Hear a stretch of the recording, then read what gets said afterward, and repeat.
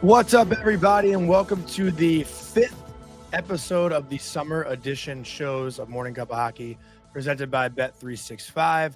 That's Colby Cohen. I'm Johnny Lazarus. As you can tell, I'm fighting it a little bit today with my voice, so Colby, bear with me, please. But we do have Nick Bonino, the assistant coach of the Pittsburgh Penguins, longtime NHLer.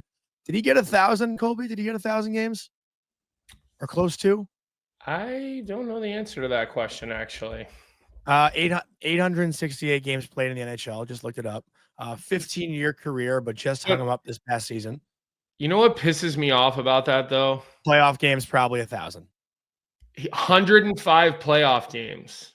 So not quite 1,000. Just short. But like, I just don't understand why playoff games are not counted towards games played. Like, why? I'm sure you're going to say the same when he hops on, just like you always do when we have guys that are. But am I crazy? Like, let me just ask you. No. It's something that you always definitely. Well, it just doesn't. It pisses me off anytime it comes up. Like, yeah, I'm not asking for preseason games to count, which would benefit me, but I'm asking for playoff games to count, which are so difficult for guys to play in. Yeah, no, I agree with you. And yeah, Vic just said it's all your buddies too. Shaddy. Who else did Reimers played 1,000 though, right? Listen, I was just with Scotty Walker, the old Carolina Hurricane, amongst other teams, and we were having that same conversation, like that these playoff games should count it, because even he was talking about like a playoff game is the equivalent of 3 or 4 regular season games as far as like intensity and physicality goes. Yeah, no, I agree. But also there are a lot of other things to talk about. We'll have Nick Bonino joining in about 15 or 20 minutes from now. Before we get into anything else, do you want to give a shout out to our sponsor, Proraso, the most complete choice for shaving and beard care made in Italy since 1948. Proraso has been a staple of Italian culture and barbershops globally for 4 generations. So get 15% off at Proraso-USA.com with our promo code Hockey15 in all caps, Hockey15. Colby, do you want to talk about your weekend of checking for charity? I know it's something that you talked about kind of leading into it. Yeah, sure. Time kind of previewing what it was. It was fun. I mean, listen, humbling experience to get on the ice and play against kids that are teenagers and young 20-year-old Division I and pro hockey players. There was a number of NHL regulars that played, and it was in the pro division, and then there was some retired guys. The only retired guys that played that had any NHL game experience were Jamie Lundmark and I. Jamie Lundmark's like probably 45 now. I'm 37, and it was, like I said, humbling is the right word, because these guys just skate so well. Our first game we played in the tournament, we played against a dozen kids from Penn State, and boy, can they fly. Like current guys? Who'd you say? Like current Penn Staters or like alumni? And it was both. It was some guys who just signed. It was 12 guys off, or it's like 10 or 12 guys off that team that just played in the Frozen Four. Some of them have signed since, but and then there was a couple of other guys like Adam. Adam Gaudette played. I mean, he's the guy scored 20 goals in the National Hockey League last year. He can still. I mean, Tony DeAngelo played. Matthias Samuelsson played. Those guys are there's a reason they make what they do, and they score, and they're good players in the best league in the world. And then the guy that I met Cam Dineen last year. He's an Oilers contracted player. I don't know if he's drafted by the Oilers. I assume he is. He might have gotten traded to the Oilers at some point. I don't know his story at all, but every time he's a friend of mine, actually. I played with Cam when we were younger. So every time I watch Cam Dineen play, I just don't know how he's not a regular in the National Hockey League. I know he played 5 or 6 games last year for Edmonton, I believe. Yeah. Third rounder to Arizona, by the way, in 2016. Okay. His skating is, I mean, again, I've never watched Cam play a game in pro hockey or junior hockey for that matter, but he's been on the ice with some of our Titans practices. And then now I played against him in checking for charity. Like, I'm sitting next to Jamie Lundmark on the bench, who's a veteran of 300 games. And we're like looking at each other like, this guy's skating is incredible. I mean, his puck handling and skating is 100% National Hockey League level. He's probably a guy who just needs a break. Like, he's just one of these guys that needs somebody to get injured or, something else just to kind of break into the National Hockey League in a regular role. But he's a pretty skater, man. Like, you watch him and he just looks like he's floating above the ice. And that's really how all these kids are now, Johnny. Like, gone are the days where like the bottom pair D and the third and fourth line guys can't skate, because everybody can skate just so well. It is like, if I would have came up now, I would have been in trouble. Like, I'm not sure I would have even been able to get it done offensively at the NCAA level, because my skating was never like that. Like, my skating was always good enough, but like these guys are the college kids, even they're like elite level skaters. And I'm not saying they skate like McDavid or they skate like McKinnon or McCarr, but they can skate, man. And that's something that we could talk to Nick Bonino about too, Cole, because I remember when he first got the job with the Penguins, I was watching like maybe one of the earlier interviews he did when he, was talking about being a coach and getting into coaching and whatnot. And he said, like, he wasn't a guy who made it in the NHL as long as he did because of his skating. No, it was because of his, the way he was coachable and everything the way he thought the game. But I wonder when that's fully going to change. Like 10 years from now, will there be a guy in the NHL who just, isn't as good of a skater, but is still smart enough to get away? Or is it really going to a place where everyone has to be able to skate at this elite level? Because it seems like it's trending in the latter direction. It's a good question. And Nick knows himself. I mean, I played with Nick, and I would say one of the highest IQ hockey players that I ever played with. I mean, there's a reason he was on multiple Stanley Cup teams, and he had, he had very, very specific roles on those teams. He was just a guy who, in my opinion, like, he had eyes everywhere, and he was the type of player that, his vision was so good, and he knew where all the chess pieces were on the board, that he didn't need a lot of time or space to make a play because his IQ, right? And I even remember later in his career, he was still incredibly effective because of that. He didn't need the feet because of his brain. But eventually, I'm with you on the fact that that's probably not going to be around too much longer. Like, I don't know. I mean, you have to be able to move like that. Like, I was watching the Gretzky Holinka tournament today too, and some of these, U18, U17 kids can just fly. And, that's just where the game is heading now. Like, it's funny. I was listening to James Wisniewski. I sat there live, but James Wisniewski went on Empty Netters like last week, and he's a coach for Ohio State women's hockey. And he said, like, aside from the faceoff, it's not necessarily a position sport anymore. Like, once the faceoff is done, you're playing like 5-on-5, like just, kind of going rover, and everyone, like defensemen now, there are times where you see two defensemen get a 2-on-1 opportunity in front of the net, and they're below the goal line in the offensive zone because everyone, or for the most part, most of those defensemen have the ability to get back and just have the feet and the footwork and the speed and the agility to cover up for their own mistakes or risks that they take. You got to be able to read and react. And even the way we coach it is, we're like, listen, like, first guy back is the center. There's no more center wing. Like, you're right. We want our center taking the draw, but if you're the first guy back in the D zone, you're playing low in coverage. Yeah. If you're the second guy, it was always that for the most part, right? Like, he was always first guy back. You're taking the strong side dot line. And then when you have the puck, forget it. Like, the good teams play a 5-man offense. I mean, both teams in the finals in the NHL this year played with 5-men offenses. Like, there was no, sitting around at your point waiting for things, whatever. It was very fluid. So that's it was fun. I mean, I 3 games in 24 hours for me at a pretty high pace. I'm surprised that I'm walking today, but I am.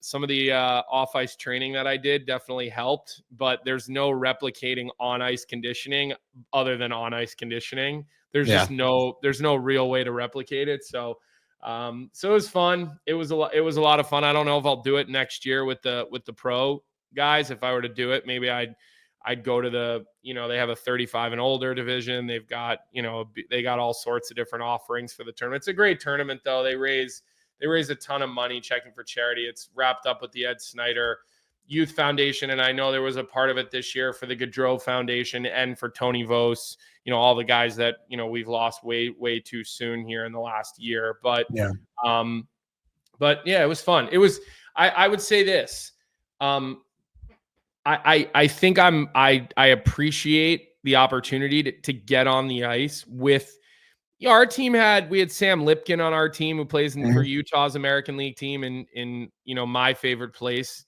Tucson, Arizona. That's where Cam played a lot of his time too. So, like he was on our team and we had some Division I kids. Justin Solvay from Harvard was on our team. Matt Desiderio is going to Brown. Kyle Kim's going to BU. We had some really talented players on the team. Not just the old retired guys. And I'd say that I'm just appreciative to be able to get on the ice and snap it around with guys of that caliber at this point, and to play against the NHL guys and skate with and again and laugh. I mean, we all are laughing the whole time, right? I mean, I've known Adam Gaudet for a long time. We shared a lot of laughs on the ice. Through in and out throughout the game, there's shit talking, there's laughing. So I think I have a high level of appreciation for still being able to do that at 37. I said to Jamie Lundmark, I don't see any way I could do this at 45 like he did it, and looked pretty damn good too. I was like, I don't think my body will allow that, but we'll see. We'll check back in next year and we'll revisit this next summer. And everybody did ask why you weren't playing, by the way. Like a number of people. Did you tell them that you didn't invite me? No, I just told them you're an asshole. Everybody thinks I'm the asshole, but on this one, you're the asshole. Well, next year I'll be there. The other guy that played that I just love watching play is Aaron Manetian, the kid from DC, Dallas. Yeah. He's going to be an NHLer. I mean, 100%. when you cookie carve out what an NHL defenseman looks like, it's that guy. He's tough as shit too. He's so smooth, man. I mean, and I was talking shit to him and I was like, well, there's a reason they don't put you on the top power play at BC. Like I was giving it to him, like Powell ran the power play. You couldn't run the power play at BC. Like you and Fortescue are second power play guys. And I was like, at least because he was calling me washed up. So I said, at least when I was in school, I was on the top power play, buddy.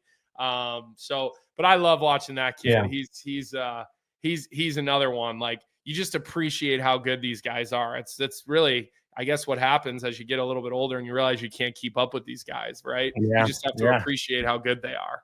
And it's so fun, like you said, to be out there. But before we bring on Bonino, let's talk a little bit about some current stuff going on. There's a few RFAs that haven't signed yet, and I kind of want to get your feel. I was talking to one of my friends, Lewis, who's a big Devils fan, about Luke Hughes' contract, like what he will get, because it sounds like both sides kind of want to reach a place where it's long-term.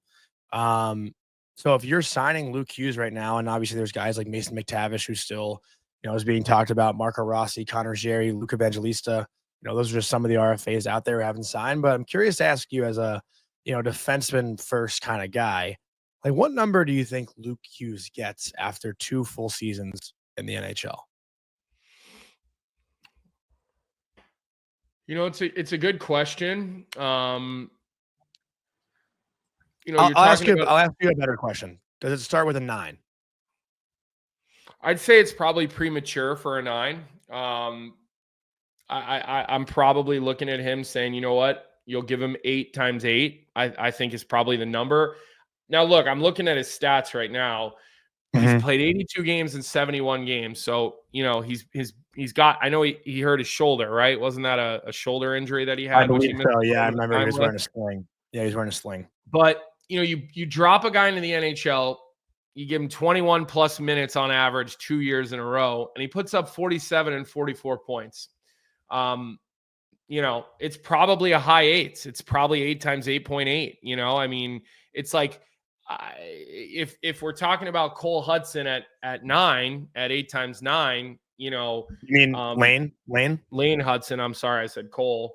It's probably 8 times 8.5. It's probably 8 times 8.8. I mean,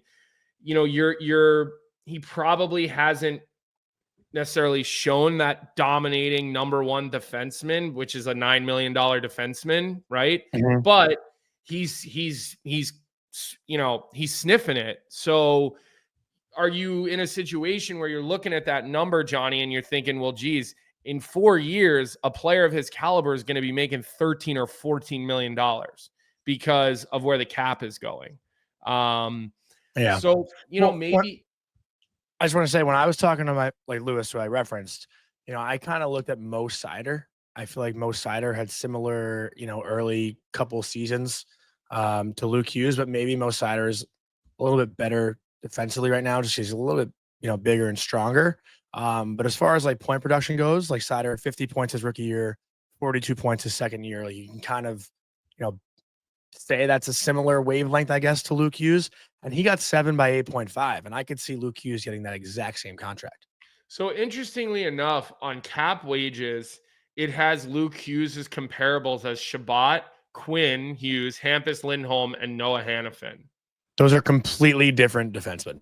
All three of those guys. That's crazy. And then it said +4 more. Yeah, I wish you could look more at why or how they come up with those comparables. Yeah. I don't exactly know how this site does that from a comparable standpoint. But yeah, I mean, listen, I like more and more these teams want to lock these guys up. And I think for Hughes at his, he's this is going to be his fourth year technically, even though the first year he only played one game, right? Because he got to burn here two games. Yeah. 21 years old. Crazy. So you're buying, like, if you give him 8 years, you get him to 29 years old. So like you're buying 3 years of his UFA. So the number goes up a little bit. Again, I wouldn't like if they settled it on 8.5 times 8 for Hughes, like that's, I don't think he's that level now, but I think he becomes that level. Yes, I do. I think that kid with his size and ability, I think he has star power in the NHL. Yeah, I agreed. I think a 9. I said that 7 by 8.5, like the same Sider contract. I'd be comfortable with that if I'm New Jersey. But also, like, if you're giving him above 9 million, then all those, Quinn Hughes is coming to New Jersey. I think that kind of goes out the window, right? Well, I mean, listen, Dobson got what, 9.5? Yeah, 9.5. Yeah. Like, so is Hughes really at that level yet? No, he's not. He's just not. So, we'll see what happens. It seems like they're working towards it, but we are getting closer to camp, and we're getting closer to that mark. So, let's pivot here because our guest is here. I don't know if you're going to read him in with a sponsor. Yep. Why don't you read him in, and then we'll chop it up with Nick for a little bit. So before we bring on Nick Bonino, just a quick word from our sponsor, Outwest. From early morning skates to late night league games, Outwest polos are built to keep up with lightweight, breathable, and made to move fabric. They're clean, sharp, and built for guys who don't want to wear the same thing as everyone else. So head to outwest.us and use our code Cuppa, CUPPA, in all caps for 15% off of your order. And without further ado, let's bring on Colby's friend, Nick Bonino. Nick, what's going on? How you doing? Hey guys, how we doing? Thanks for having me. I clarify because I usually say my friend as well, even though you and I have met maybe twice, but I wouldn't call us friends just yet. Hopefully after this episode I can. Colby's very strict about what I say. But obviously I don't know if Nick would even consider me the friend. I have to work my way back into this friend zone. So no, it's been great. I miss you, man.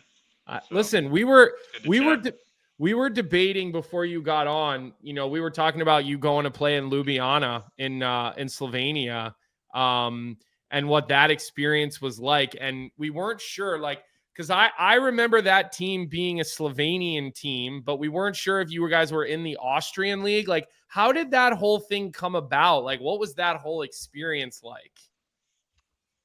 Well, if we want to know how it came about, we'd have to go back a little bit. And that was the tough part, finishing an NHL career, not the way, I wanted or really deserved.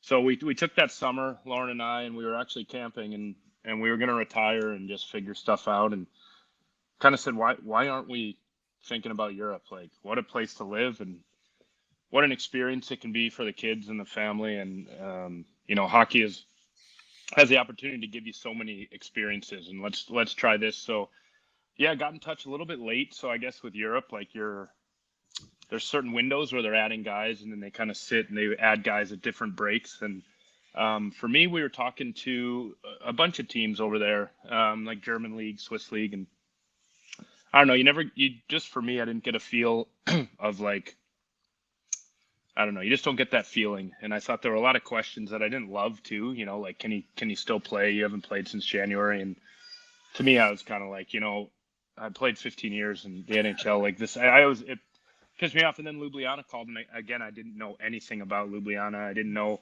where it was, didn't know much about Slovenia, and kind of sat on it for a bit, had a call with the GM there, and just fell in love with everything there. They have a new owner who's from North America, and he was incredible. So yeah, we got over there and we loved it. Like it's in the Austrian league. It's the hockey's good, but like you're in your bed every night.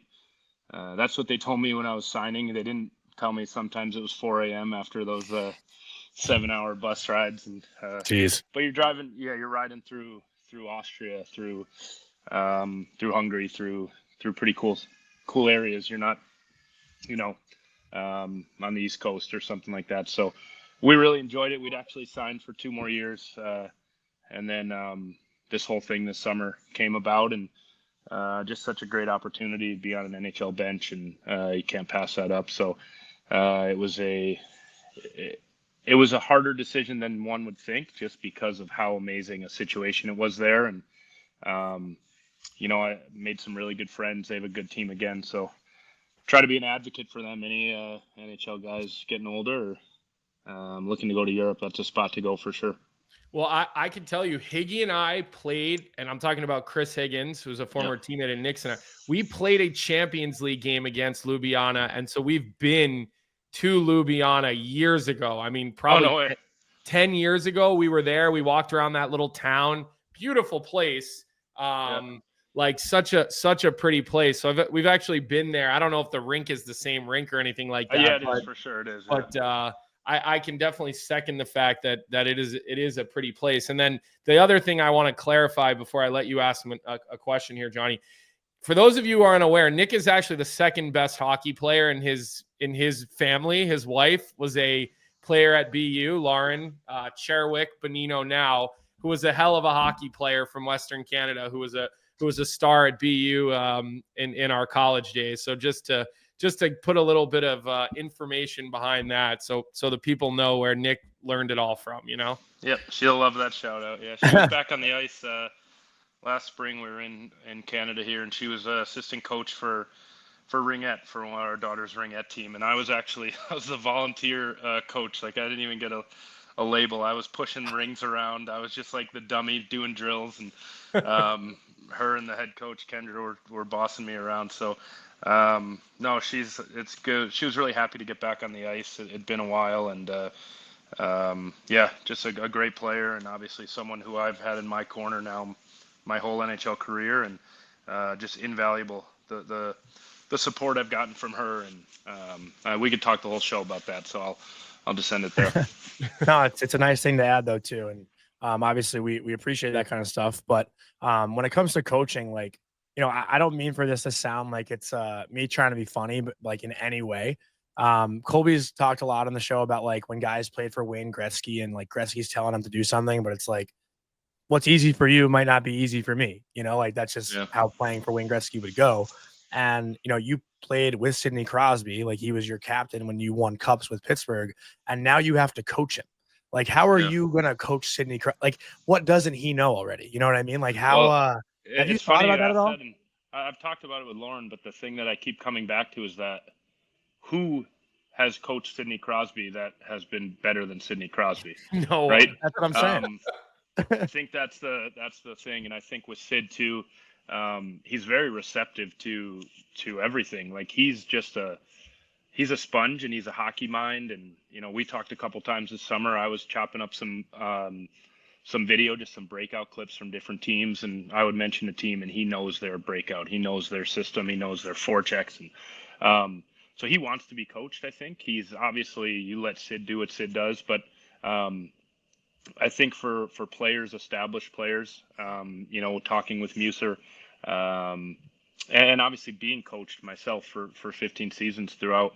When you're younger guy, you want maybe a little bit more guidance. As guys get older, for me as a coach, I'm going to try to ask them what they need, because they know what they need at this point. And if they need different things, then we can talk about that. But yeah, a guy like Sid, Gino, Tanger, like, especially knowing them, they're professionals. They know what they're doing, and but they will. I mean, I do think there will be some things that I'll talk to them about that maybe they didn't think of. But those guys are, yeah, they're a different breed, and luckily for us, they're very receptive to coaching. There's going to be a clear sign for me whether I can tell or not Crosby respects you as a coach or not. And that's if he lines up on his right side and the bottom hand on his face-off is his right hand and the forehand's kind of facing the other way. Because that's something that I interviewed you about when you were in New York. You learned it in San Jose, like how to, I guess it'd be a weak side face-off for a lefty, right? Yeah. And yeah, how you flip your hand over. So if Sidney Crosby's doing that. I'll tell you 1,000%, I doubt he's going to do that. That was he's pretty good on that forehand. He stands and he whacks it. So with him, probably won't reinvent the wheel. I think he's doing okay on those, but maybe grab another guy and work on it and see if anybody takes to it for sure. Well, I think what everybody knows, Nick, who's played with you, like your hockey IQ, again, as one of your former teammates, was always your greatest strength. Not that you were not very good at other things, but your brain works on such a higher frequency than everybody else's. But I'm curious, like, because we haven't kept as close tabs and in touch, like, was this something you thought for the last 5 or 6 years? Like, hey, I want to be a coach when I'm done? Because the story that I heard was that when you were in New York, Dan Muse just loved working with you and would like watch, you guys would like get in the video room and like after practice, and like he just felt like you guys were so dialed in on the same wavelength, and he respected your point of view, you respected him, that he was like, hey, when I get a head coaching job, or if I get a head coaching job, I'm calling you. That was the story that I heard. I have no idea how true it is or not, but was this sort of always your plan? And did you think this is what you were going to do? Well, I appreciate the nice words there, Colby. But I think like, especially the last little bit, I knew that like this was something we wanted to explore. Like, I think it was something I wanted to do, and Muser actually goes back further. It goes to Nashville, actually. So when I had him in Nash, we would talk a ton, and he's just one of the hardest working coaches I've ever seen, and he does not stop. He sleeps at the rink. He's got such a passion. He's so detailed, and I like that. Like, it checks a lot of things I was looking for when I was playing. Like, I like information. I like knowing pretty much everything about the other team, especially like a power play when I was killing, and to the point where sometimes I'd go to the meeting after Muser would finish it, and I'd say that was too much. Like, I couldn't even remember what you said at the beginning, because we covered every little thing. And the best thing about Muser was he was very receptive to that. Like, he was like, okay, and he worked with us. And so, yeah, he had said maybe a couple times, like, if I ever get a job, I'm going to give you a call. And I said, that's awesome. Like, that's great. And, as we kind of went our separate ways, I think, like you said, the last 5-6 years, my brain on the bench, my brain's always going, and you see mistakes, you see everything, we watch so much video as players now. And I think that, my brain let me play as long as I did. And when we got back together in New York, there was actually really like a tangible moment. It was, we were playing either Jersey or Philly, and they did a face-off play where they would drop the D was right behind, and they would just quick kick it to the wing in front of the net for a breakout. So like D zone draw, they're winning it behind, and the D's not even looking. And I said, I don't know. I said, Mika, like, if you lose this on purpose, like, they're just going to play this. And Crides, if you spin off, you can pick this puck off, and it should be on your stick. And it happened in Philly. Crides rolled off. He picked it off. He came, and I'm on the bench going, that was my play. I was like, holy shit. I'm like grabbing Muser. I'm like, did you see it? And I remember that goal. And I felt like Crides come down the bench, and Crides is like pointing. He's like, and I was like, man, what a true, like, your hands are on the game. And I didn't know, obviously, I'd be done playing so soon after that, but you felt it. You are as close as you can get. Oh yeah, Look at that's Vic. good stuff. And he pulls off right on the tape, bottom corner there. So I was freaking out on the bench. I came after the game. I was more proud of that than probably any goals I scored. So so that was kind of a cool moment for me. Oh my But then God, he really Unreal. just Yeah. spun off, and you can tell by how they're laughing with each other that like this came from the bench. Like that's like the laugh of like, holy shit, it worked. yeah. So you don't expect it to work like that, and I would imagine as a coach, most things that I say aren't going to have such an immediate impact. But I always thankful for Crides to do that. Maybe set me on this path. But no, yeah, we reunited in New York, and the way things ended, I was actually talking with Quinny. I'm pretty close with David Quinn, and he was going for a few jobs in Seattle and Pittsburgh, and we had talked about me potentially joining his staff if he had gotten the job. And he said, I'm also going up against Muser, and I said, oh great, like what a good guy, like good luck. And Quinny told me he didn't get the job. We didn't know who got it, and that next morning I get a phone call at 11 o'clock, and it was Dan Muse, and I said, oh, he must have gotten the job. I quickly checked Instagram, and I was like, You went to amazing. Instagram? And we just, yeah, I didn't know. I just went right to the Penguins Instagram. I just figured they'd have it, and sure enough, they hired Dan Muse, and yeah, we had a great talk, and really like a lot of the talk was just, are you ready to? It's a commitment, like a time commitment that you more than a player, and I think it's a big change. But we're excited for it. Like it's been great meeting the other coaches, all the staff, and learning the video systems. And I'm just excited to get on the ice. I think the summer's a lot more. So far, it's been like scouting work and looking at systems and stuff. And I think it'll be nice to be able to get with the guys and really go hands on and on the ice. Do you know yet?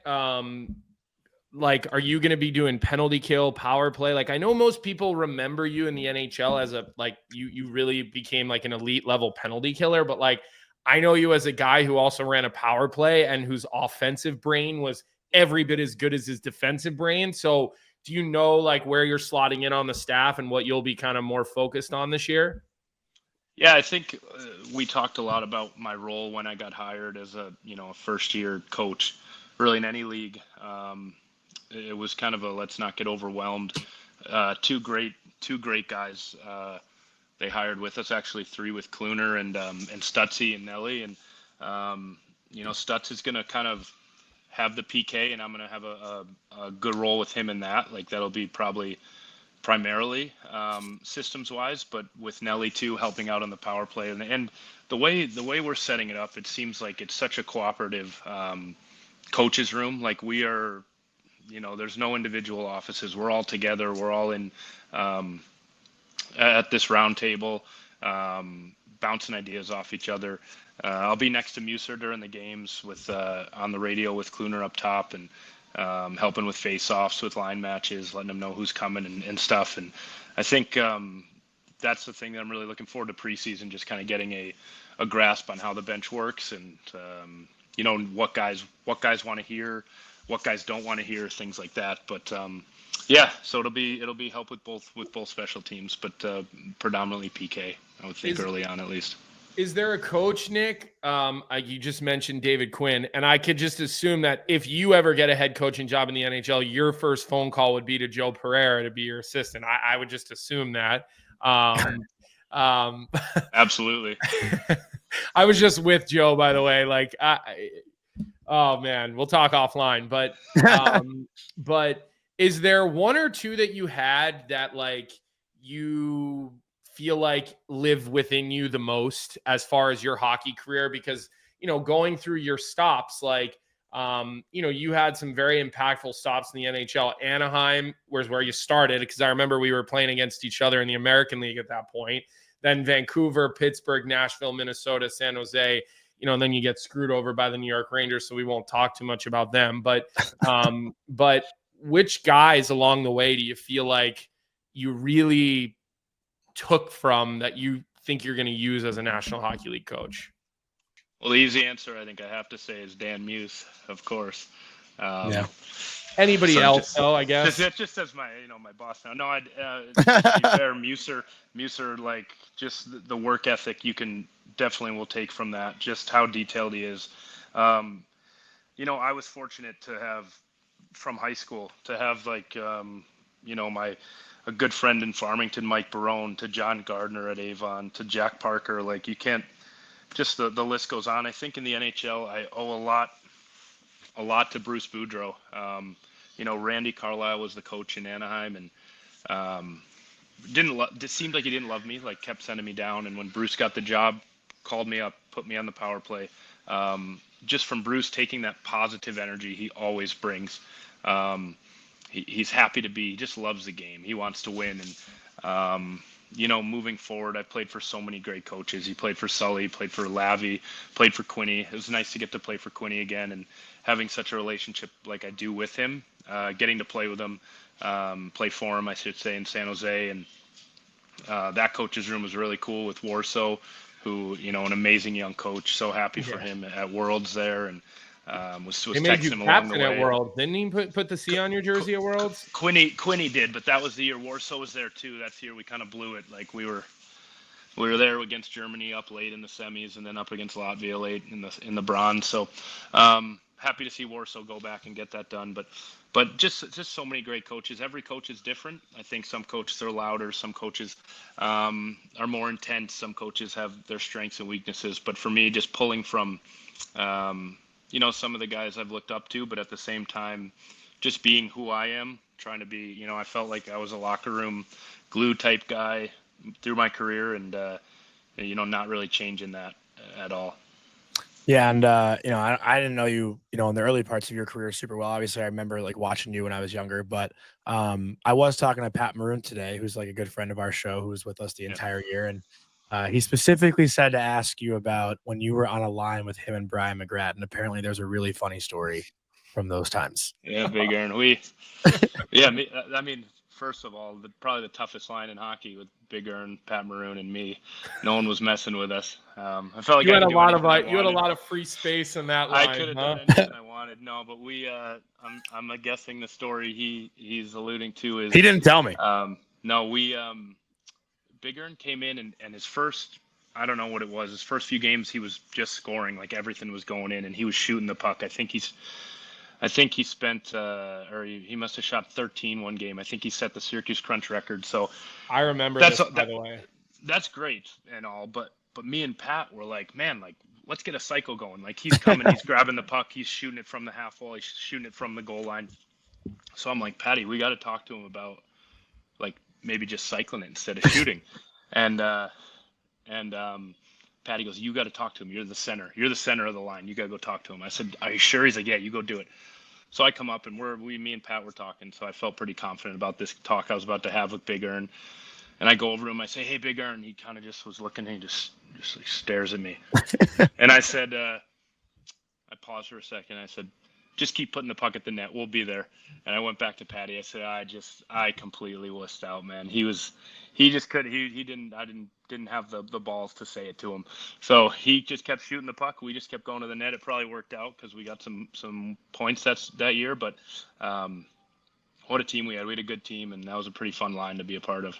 Yeah. Would you say like that team, we talk about some of the best teams in the last, 10, 15 years to not be able to win. Like San Jose always comes to the top of people's lists, right? Those teams with Thornton, Marlowe, Pavelski, Burns, like that Anaheim team seems to not be talked about as much as, like I just said, like even the early Caps teams. But, you were living it firsthand. I think you had like an overtime winner, I think, too, with Anaheim, or, you were part of that big comeback win in Dallas, maybe, right? Was that game? I remember that game. Like in the OT, from Cogs. Yeah, we that team was loaded, like you said. We had, like our third line, checking line was Saku Koivu, Cogs, and Dan Winnick, and obviously Getsy Pears, Patty. I played with Winnie. We had Palmy, we had Matty Perot. Like we were loaded. We had Timu. And then the back end was good. We had Gibby and Freddie Anderson, like John Gibson, Frederick Anderson. We were just loaded top to bottom. I think you could probably fact check it, but I thought we had a pretty good record against LA in the regular season. And It was game 7, right? And we were up 3-2, yeah.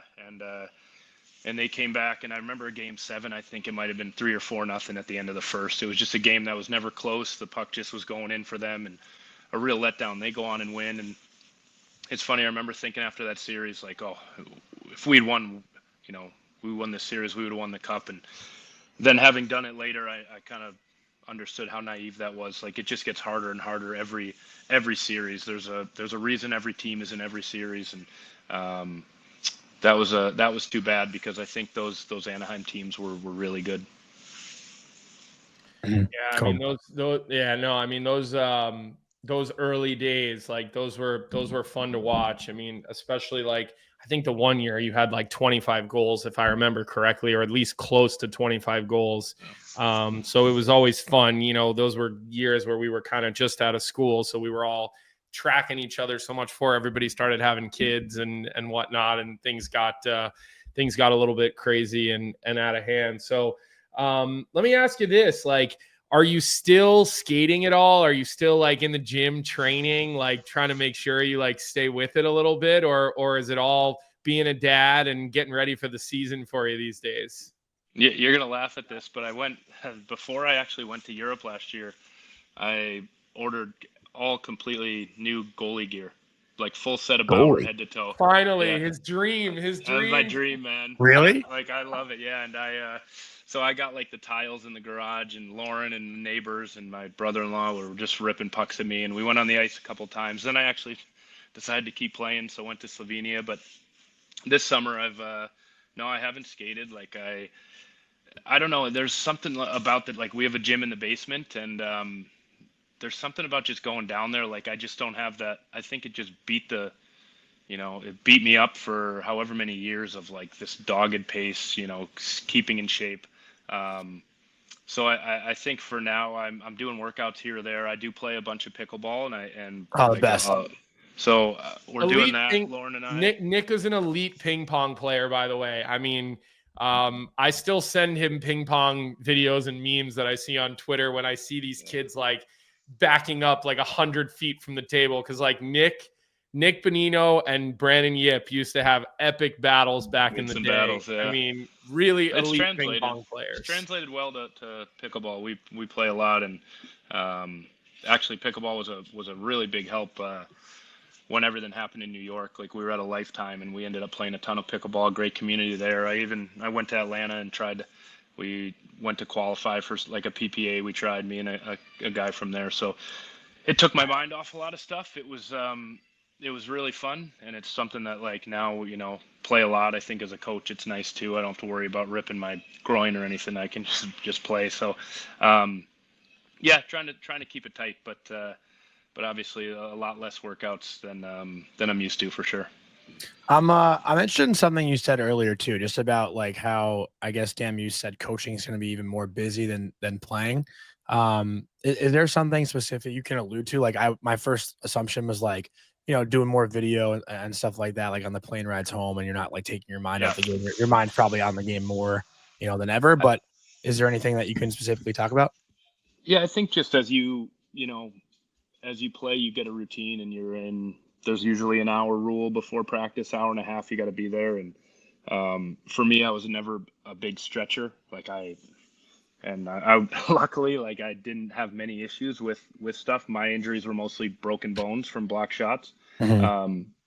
Like, I didn't have many soft tissue or muscular pulls and stuff. So I wasn't at the rink super early. So I would, an 11 o'clock day, I'd be there at 9:15, just get some breakfast. And then after practice, I'd get out, especially with kids. I'd get out and get home to the kids. And I think as a coach, it's a lot different. Like, you're there, before anyone gets there, and then you're waiting till everyone's gone. You're having meetings again about the next day, about how practice went.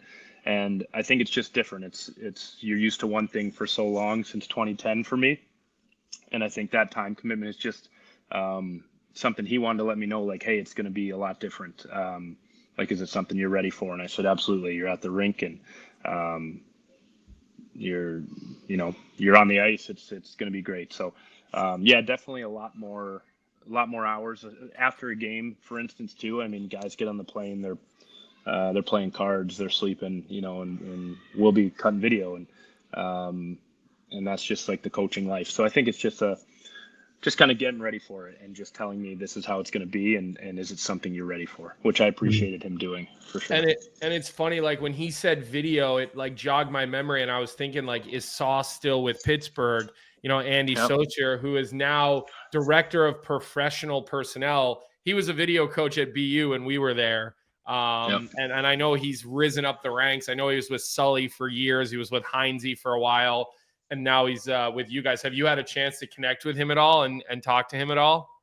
Yeah, you know, it's funny when I was thinking about retiring before I'd gone to Slovenia, I was talking to Cogliano a bit. He had gotten a job in Colorado, but he talked with Spezza a lot. And Cog said, you know, if you want to stay involved in hockey, you should try to get your foot in the door and just stay involved. Don't just, you know, leave for 5 years. It's tough to get back in, and maybe think about scouting. So I did have some good talks. I knew Spez a bit from some Vail camps that we'd gone to with Andy O'Brien, and gave him a call and actually gave Sauce a call. And we talked about, you know, what pro scouting would entail and kind of part-time stuff. And it was about that time we were deciding to go to Europe, and you know, both of them said, if you can keep playing hockey, keep playing, and maybe something will happen after. I didn't realize it would be something like this, because I think this was, you know, for me, coaching was kind of the hope more than player development. But it was great talking to Sauce, because like you said, he has just climbed and climbed. He's got a great mind. He's it's so well deserved. I'm really happy, you know, to see where he's gotten, and I'm happy to be working with him again. Absolutely. Yeah, and I can tell you guys, like, you know, because I used to play on a power play with Nick, like, you were always like a director when you, like, even on our power plays back in the day. No, you go over here. That was just how your brain worked as a player. You could see it at the NHL level too. But none of this surprises me, Nick. I'll be honest with you. Like, you played as the game got really, really fast, and you were still able to just outsmart everybody and continue to play and have a career. You certainly don't skate like Connor McDavid. If I'm breaking news to you, I apologize for that. Fair enough. I said the same thing to Reamer last week. So I guess my lines are getting tired, but I can just tell you this isn't surprising to me to see you land this job and to see you in this role right away. I think you're going to do tremendous at it. And I think, you know, you're one of those guys that's going to find things that other people don't. So this is really all I have for you. I don't know if you've got anything else you want to ask about, Johnny, but I do love you and appreciate you coming on today. And I'll look forward to seeing you for dinner when you guys are here in town playing the Flyers. I got one more. Oh, sorry, Nick, I didn't mean to cut you off. Yeah, go ahead. Absolutely. I got one more for you, and you don't have to answer it if you don't feel like you want or whatever. But amongst Ranger fans right now, there's a lot of talk about who the next captain will be. And as someone who was in that room 2 years ago, just curious to see, who you think maybe would be the right choice for that. You know, obviously, again, a tough question to ask. I know how things went in New York, but a lot of talk about Trocheck, JT Miller, Adam Fox's name comes up, but would love to hear your thoughts.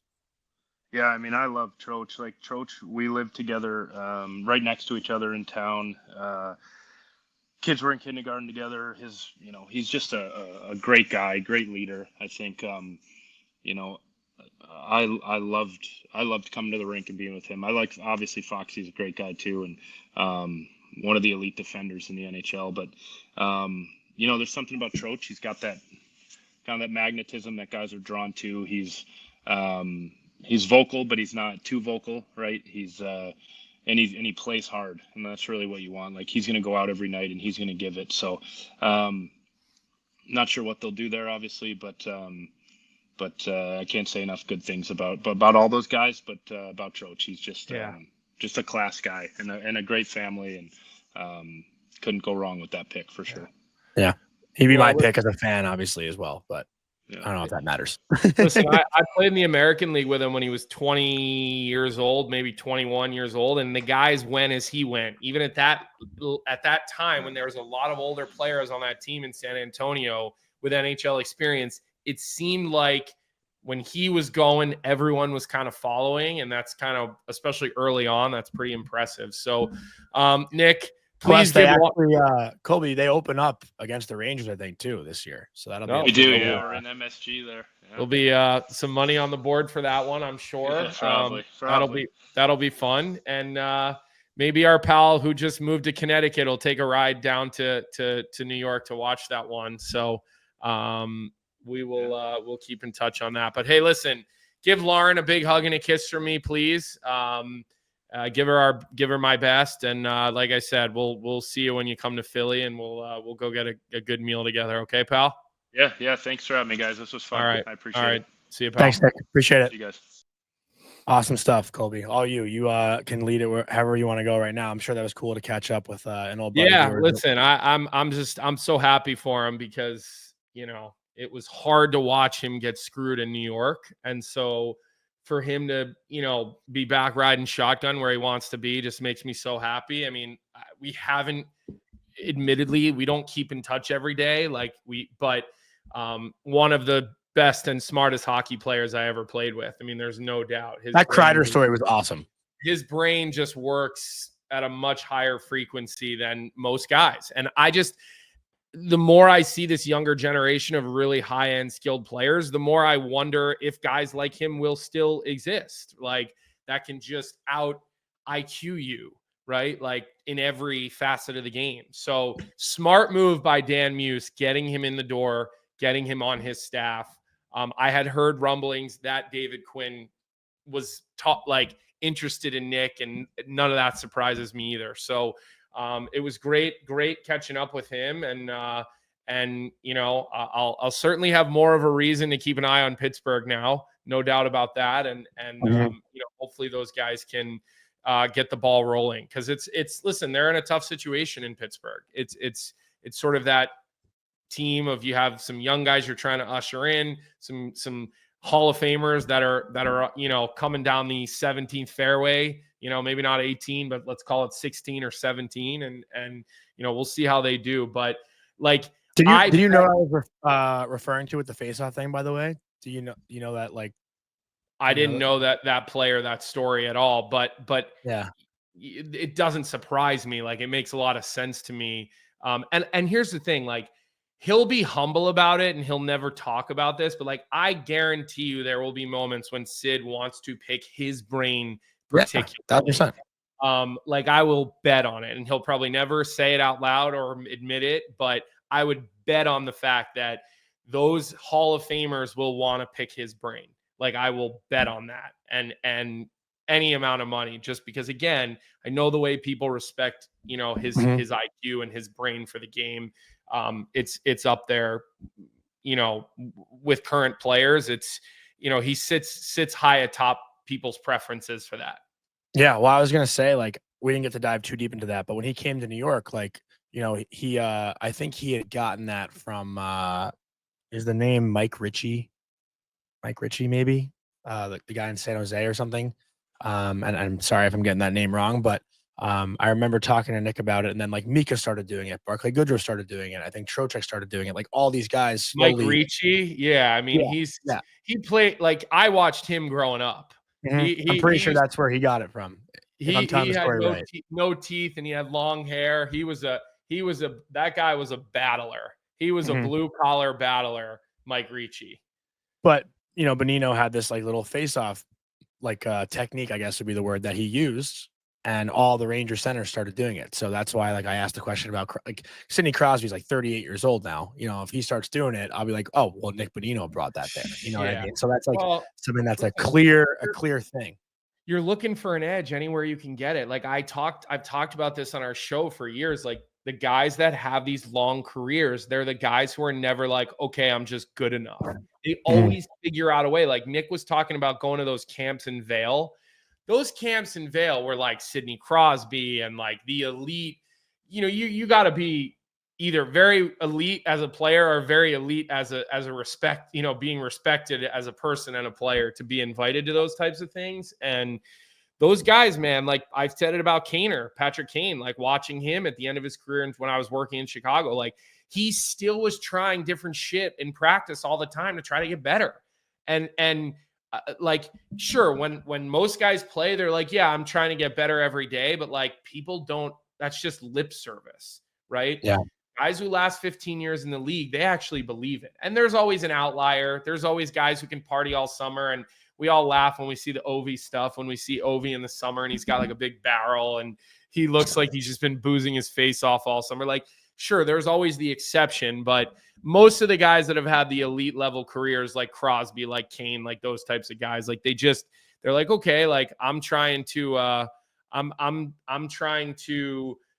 figure out a way to continue to be good in the National Hockey League, and it's not that easy. And you know, as you get older, your feet get slower, your hands get slower, like you get injured more, like it happens. So it's a great interview. I think Pittsburgh fans will like it. I think, you know, most of the markets that he played in endeared themselves. It was also interesting. He was talking about Bruce Boudreau. Yeah. I told you I was just with Scott Walker, who played 900 games in the NHL. He said Boudreau was one of his favorite coaches he ever had. Like, he just was going on and on about how great he was. One of our favorite guests to talk to. Yeah, also. he's been I great. So anyway, so yeah, no, it was a good interview. It was, you know, these summer interviews, we talk about them. They're not our show is maybe not as fun as it is during the regular season when we're live, because we've got the live audience in the show with us. But I think Penguins fans will like hearing what Nick has to say. And you know, like we said, it certainly gives us a reason to pay attention to what Pittsburgh's got going this season. Yeah, and it also seems like a cool collection of people as their coaching staff, right? Like, it's not the typical, and the word that it's always kind of a buzzword is like a retread, right? Like, that's kind of what everyone says.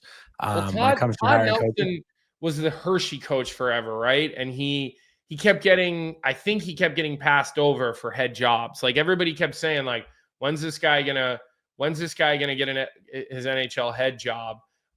He won 2 championships in a row in Hershey, lost in the 3rd round. He's been an NHL assistant. He was at Dallas, Todd Nelson, for 4 years, was an assistant in Edmonton, an assistant in Atlanta back in the day. Brief stint as a head coach. It looks like he was an interim head coach for a midseason replacement. But again, everybody was like waiting for Todd Nelson to be back in the NHL. So yeah, it is certainly a different type of group. Like Todd Nelson, he only played 3 NHL games, was drafted by Pittsburgh, but he didn't play a lot of NHL games.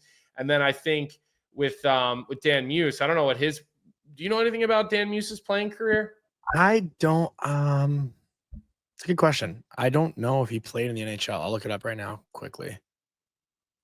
I mean, nothing really comes up. He playing played at Stonehill. Was that his? Yeah. He played Division III hockey at Stonehill. Went to the US NTDP. You know, he coached at Yale. You know, coached in the USHL, won a championship there, and then he got to the NHL as an assistant coach, and you know, good for him. Like, he clearly fast tracked himself. So you're right. Like, Nick is basically the former player on the staff. Like, no coaching experience either. They don't have, although I don't know I know who Mike Stothers is. I got a chance to meet him, I think, when he was in Anaheim. But I don't know his playing background. Yeah, he played 30 games in the NHL, Mike Stothers. So, and he's 63 years old. So you're right. It's sort of an eclectic mix of humans coaching that team. Rich Clune, I think people are a little bit more familiar with. I don't know if you remember Rich Clune. I was at a wedding with him not too long ago. Beauty of a guy. I met him at a wedding too. I think I met him at Brandon Yip's wedding, if I remember properly, but beauty, no doubt about that. So yeah, other than that, like, not a ton of news like going around. Schaefer signed his entry-level contract. I mean, that's a week ago. Yeah, we missed that. That was a week ago. I think everybody listen, you know, do 18-year-old defensemen, like, is the NHL really the place for an 18-year-old defenseman to develop? No, it's not.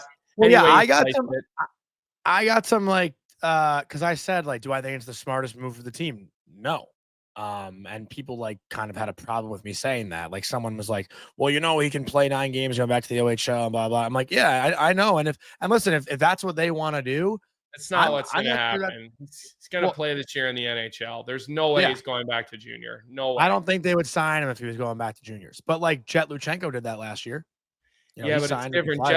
Jet Luchenko didn't go number 1 overall. I know. I know. Like, I'm aware. Yeah. Like he will be in the NHL. They will use his name to sell tickets. They will use his name to sell jerseys. He will play in the National Hockey League this year. Lou Lamoriello is not the GM anymore. Remember that. It's a totally different ball game. he will play in the NHL all season. Like, but you think like he'll be like, I'm assuming there's gonna, I guess never. Let me fix myself while I'm talking. Like, do you think he'll get like kind of the Leo Carlson treatment in that first year, like where Carlson like had a load management? You know, because maybe just because I think Darsh comes from Tampa, where they learn, patience. I think Julian Breezewa is always, I know he's been swinging for the fences lately and not working out, but patience has been his thing. But listen, is the best place for an 18-year-old defenseman who missed a whole year of hockey, is this the best place for him to play? I'm with you on it, but it doesn't matter. It doesn't matter. This guy was always signing and playing. I mean, he's the first overall pick. It wasn't going to happen no matter what. So that's just reality, and we'll see how it plays out. Hopefully it doesn't screw the kid up. He's obviously a tremendous player, so you have to think it won't. But there'll be growing pains. There will be. And New York's a tough market to have growing pains in, right? Like, but even the fans, Islander fans, I'll give them credit on this one. They seem to think like, maybe they're obviously excited he signed from everything I've gathered, but I think a lot do wish he played a year in college or, maybe got that full year in the OHL again. Like, Islander fans, from what I've seen, understand that this kid needs to be playing games right now. Yeah, I get it. I'm just saying when he's no, but I meant as far as being tough critics. I'm saying like, and Twitter decide, the fan base on social media decides to eat his lunch. Like, we're talking about, again, he's going to take his lumps because it's New York. Like, New York fans are tough no matter what. They're tough. Like, they can all act like they won't be, but they will be. It's New York. It's pro hockey. It's the NHL. Like, no one is above criticism. When you make millions of dollars, that it comes with the territory, whether you like it or not, it comes with the territory. So I think that's really all we got for today. Before we do, maybe we're going to do Bet365, and then that's the end of the road for us today, pal. Yeah. So just a quick shout out to our sponsor, Bet365. Whatever your bet is, it's never ordinary at Bet365. So download the app and get in on the game. And remember, you must be 19 or older.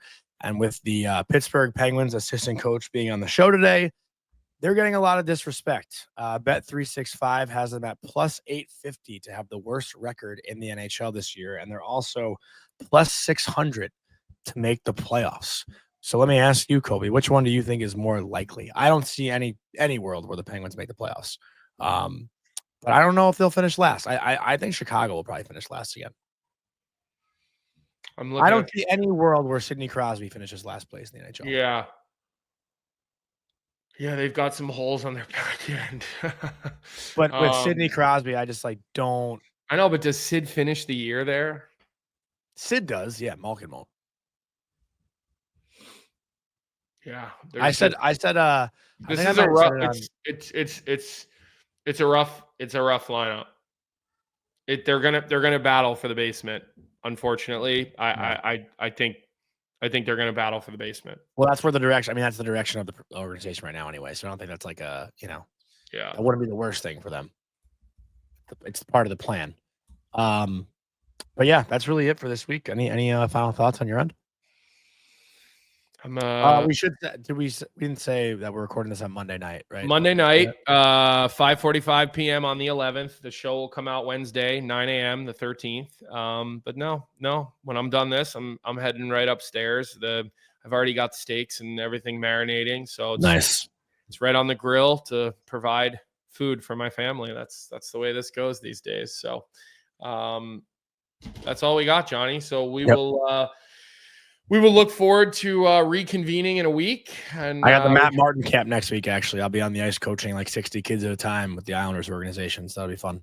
Okay. All right. Well, we'll start figuring out who we're going to get on the show next week as well. And we'll let everybody know. And we hope everybody enjoys this. We hope everybody enjoys the conversation with Nick Bonino.